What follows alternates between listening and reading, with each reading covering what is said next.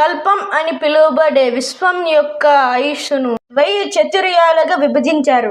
వీటిని 1000 యుగాలుగా అని కూడా పిలుస్తారు.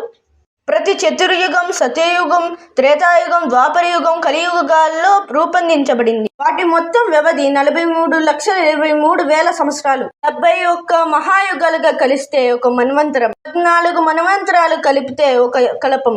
ఈ కల్పం విశ్వ సృష్టికర్త అయిన బ్రహ్మకు ఒకటి పగటి పూటతో సమానం.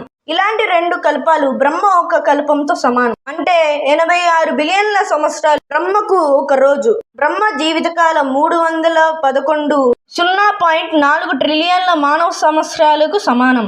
ఈ కాలాన్ని మహాకల్పం అని పిలుస్తారు. ఒక విశ్వం ఒక మహాకల్పకాలం మాత్రమే ఉంటుంది.